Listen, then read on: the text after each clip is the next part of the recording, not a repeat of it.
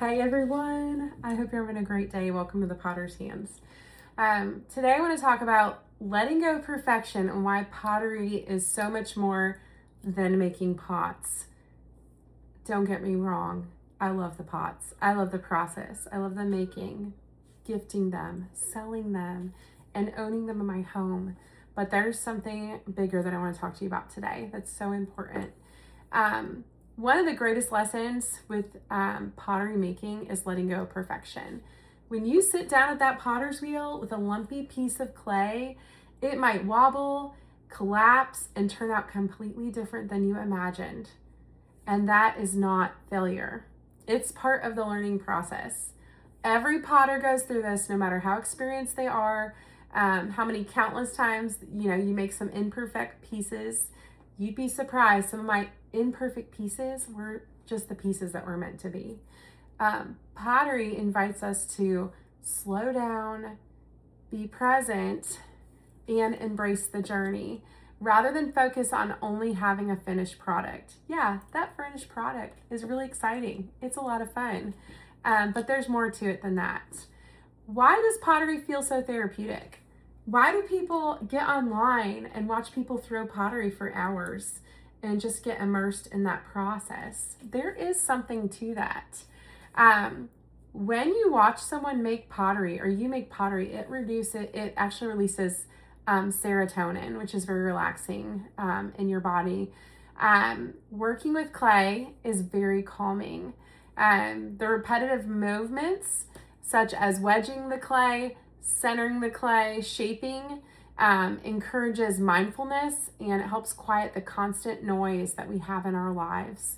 There's something important, I think, about slowing down and embracing that quietness and stillness sometimes. Many people find that pottery reduces stress. It can improve focus. I've heard that for people that have ADHD.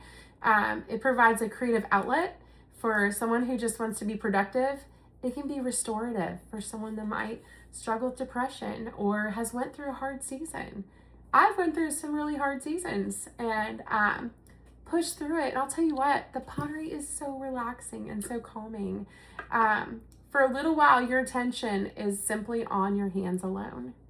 Not all the other things around you, just your hands, the clay, and the moment in front of you. I think it teaches you how to be present, which is so important. There's something deeply satisfying about transforming that lump of earth into something beautiful and functional. The beauty of making handmade art, oh my word, like to be able to take a lump of dirt, purified dirt, mind you, and turn it into something beautiful is something so special.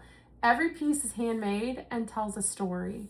Unlike factory-produced things that are made by machines, no two pieces of pottery are the same. They're all different. None of them are alike. No one's fingerprints are different. God made all of our fingerprints differently. There's subtle variations and unique shapes and reminders that a real person created that piece of pottery with intention. There's something incredibly amazing about that. Those little imperfections often become the very things that make a piece special. They reflect your journey, and there's just something you can't mass produce like that, like a handmade piece of pottery.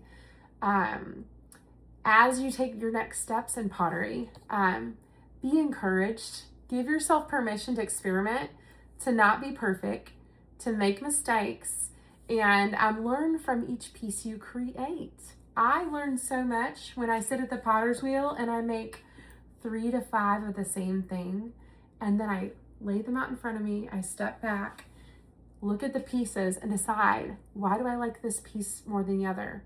What's different about that form or shape? Which one will be more functional? Which one gives me more joy? Things like that. Look at the favorite one out of the grouping and learn from that, learn from the mistake, and then do it again. There's something so sweet and helpful when you do it that way, I think. Celebrate your little victories.